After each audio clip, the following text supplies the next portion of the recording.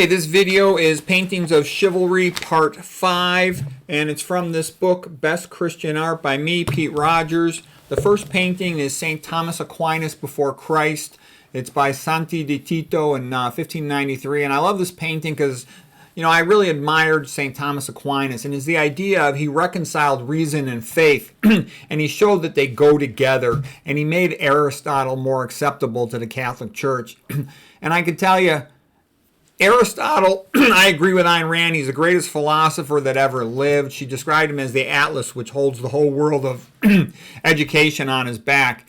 Basically, the only hope for medicine and science is to have what I would call a biblical Aristotelian view of things. And what I mean by that is you have to place the truth at the top. You have to place the individual at the top, that you will value them. Because unless you do that, everything becomes a joke just for money. And there's a lot of people who don't really know anything, and they're going to say something like, oh, you know, science should be atheistic and objective. But they don't understand. If you don't have a Bible-based worldview, and if you don't think in this manner, you can't do anything. Look at clinical medicine right now. They're giving, you know, amphetamines to children for so-called attention deficit. They're poisoning children, okay? Now, you wouldn't do that if you cared about the child, you know, and everybody knows the data is wrong. So I'm not even going to go into that anymore, but I'm just telling you, I've been around medicine all my life. I've been around academics and education, and the reason everything is kind of gone into the garbage can and it's become a big joke is because they've removed God from the picture. And once you do that, there is no moral foundation, and everything goes into the garbage can. So anyways, nice painting. I have this painting in my bathroom, okay, and I like it. Basically, Aquinas had done all this work, and he kind of goes before Christ. He says, I'm trying. You know, I wish I could have done more. And Christ said, you did fine. You're doing good. I like that painting. Okay, here is Salisbury Cathedral, and this one, you know, in England, 1825 was painted, and they're pretty nice, okay? You know, a Protestant cathedral, it's a nice attempt to copy the Catholics, and they do a pretty good job. The Catholic is more spontaneous, more creative, more wild and all over the place. That's why the French cathedrals are better than the English cathedrals, but it's still pretty nice, and it's still a nice painting. Okay, here is the great painting, The School of Athens by Raphael from 1511. And this is one of my all-time favorite paintings. I have this painting as well on my bathroom, a big poster in my bathroom. I put posters of things that I think are magnificent and great in my bathroom because they inspire me. I see them every day. If you want to be an artist, a painter, a writer, a YouTube video maker, filmmaker, whatever, you want to be around great creative work. It just motivates, inspires you, reminds you of what is great. And it kind of unifies a lot of things here. The great ideas of the Greek philosophers and scientists, the Roman architecture in the background, and its reconciliation with Christianity. The fact that this is in the Vatican, in the Stanza Signatura, the signature room. Okay, here's the quote by Ayn Rand. If there is a philosophical atlas who carries the whole of Western civilization on his shoulders, it is Aristotle. Whatever intellectual progress men have achieved rests on his achievements. Okay, and then Aristotle quote, ordinary words convey only what we already know. It is from metaphor that we can best get hold of something new. Ayn Rand again, Aristotle is the father of individualism. So there's Aristotle right there, and he's pointing down towards the ground, towards common sense, daily experience, empirical results. He says that's where we can best gain knowledge. Whereas Plato is pointing up to the sky, saying the idea of the perfect forms. Okay. And there's a whole bunch of other stuff. Obviously, it's a magnificent painting. You know, there's Michelangelo that Raphael added on the steps after he saw the magnificent beginnings of the Sistine Chapel. There's Diogenes, the homeless Greek philosopher, and there's a whole bunch more of them. There's Raphael himself. All these like famous Greeks you could think of. Archimedes. It goes on and on. Socrates talking to Alcibiades, etc. So it's a magnificent painting, and I love it. It's sort of this celebration of, I would even describe it as a syncretism of ancient Greeks, ancient Romans, and the Christian church, the Catholic church at this time. They can all be reconciled and go together, okay? That's a great thing. Okay, my thing auto-saves sometimes in the middle, so I have to wait a moment. But yeah, I love that painting. And the book The Light in the Cave by Arthur Herman is sort of about that painting, and it's a great book. It's the best philosophy book ever written. Okay, here's a painting called Night at the Crossroads by Viktor Vaznetsov from 1878. I think he's a Russian, and I kind of usually will put Russian artists on there because I think it's funny that, you know, the Russians had lots of good artists and writers in the 1800s, and then in the 1900s they stink because once you change your country's philosophy, if it's a negative atheistic philosophy, all art and creation goes into the garbage can. Okay.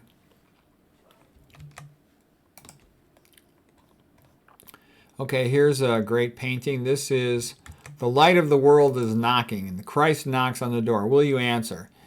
He's not going to open the door himself. You got to open the door to him. This is by William Holman Hunt. He's one of the pre-Raphaelite brotherhood of painters in England, sort of the English Victorian Renaissance of the mid-1800s. And also, this is the one that John Ruskin gave the great speech celebrating the work of the Pre-Raphaelite Brotherhood. The Pre-Raphaelite Brotherhood is a group of English painters. Probably the best one would be John Everett Millais. And they wanted to go back to the idea of painting in a style like that was common before Raphael. They felt Raphael was sort of a pretty boy who emphasized how beautiful his paintings could be rather than the religious faith of the content. Obviously, Raphael was a magnificent painter, and you know, John Ruskin's a bit of a over-emotional dramatist, but it's still an awesome speech. It's the 1853 speech. If you type it into your YouTube browser, maybe I'll put a link below, the 1853 speech of John Ruskin. It's magnificent. He's the greatest art critic who ever lived, John Ruskin. It's a magnificent speech. But anyways, this is a great painting. I have this one in my bathroom as well. That's how much I like all this stuff. It's great stuff, you know. Get your mind in the right frame point of view.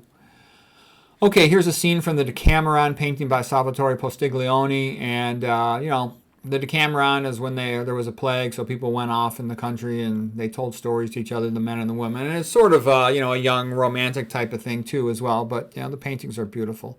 Italy's just great at making things beautiful. Italy's got, you know, sort of more style than any other country probably. It, you know, the way the Italians dress and their emotional gestures and stuff, and the way they talk and their paintings are great. I grew up around a bunch of Italians. I like them a lot. Okay, here is Dante meets Beatrice for the first time. Beatrice, and you can see there's Florence in the background. It's just beautiful. And here's Will Durant. Every town in Italy has fathered genius and banished it. Yeah, Dante got banished from Florence. That was kind of sad. The Ghibellines supported the Holy Roman Emperor. The Guelphs supported the Pope, and they couldn't get along. But the whole Dante thing is pretty nice. The Divine Comedy. Okay. Got a couple more Dante paintings coming up here. Okay, here's Dante in exile in a pretty sad painting. There's Dante. Looks like he doesn't know too many people. The stranger comes to town. He wrote his masterpiece, The Divine Comedy, when he's in exile. And a lot of the best books ever written come when the author is in exile or in prison or something like that. And that's the paradox that many of the best books have been written under these conditions where the author knows they'll probably never get any money for it. They just have a great creative idea in their mind and they want to express it. And if you look at, you know, Voltaire, when he was exiled to England, he wrote English letters, and they get that comparative point of view from being in another location. There's lots of books that are like that, you know, like Gulag Archipelago by Alexander Solzhenitsyn. You know, Tocqueville on democracy when he came to USA. There's a whole bunch of them. Boethius when he was in prison. Okay, Cicero when he was exiled for a while. It goes on and on. That's a very common thing. And then people who feel exiled in some way often write great books. Okay, here's Dante. And he says, in middle age I found myself in a dark wood and the path was lost. That's one of the beginning lines of the Divine Comedy. And so many of us feel that way with regard to our health. We're totally robust and healthy in our teens and 20s. And then in our 30s, we start working. That's when you're in middle age, when you start commuting to a job, get married, and have kids. And all of a sudden, you're exhausted, you're tired, you're up with the kid, you're trying to do too much at work, and you get fat and all potentially sick. And then here is Dante again. Now he's with Virgil, his hero, his guide, Virgil, because, you know, he wanted to be a great writer. Virgil was a great writer, and he admired the ancient Romans. Virgil was the greatest writer of the ancient Romans. He wrote the Aeneas. of course. And so here they are at the gates of hell, and the sign above the gates of hell. This painting, I don't know if I could fit it all in. Let's see if I could fit it all in. Okay. This painting at the gates of hell, it says, "Abandon hope, all ye who enter." And so that's pretty much what conventional medicine says to patients with chronic disease. We could never cure you. All we could do is keep you on this pill for the rest of your life, keep taking your money. Okay, that was by William Blake. And then the last painting for today will be Dante, Divine Comedy. And this is Dante, behind him he's got, the path down to hell, purgatory, 7-story mountain, and then the great heaven above, and Florence over here. And there's a lot of symbolism and wisdom to come out of Dante. So I'll just share the painting for now. We'll talk more about Dante in the future lecture. So I hope that was interesting.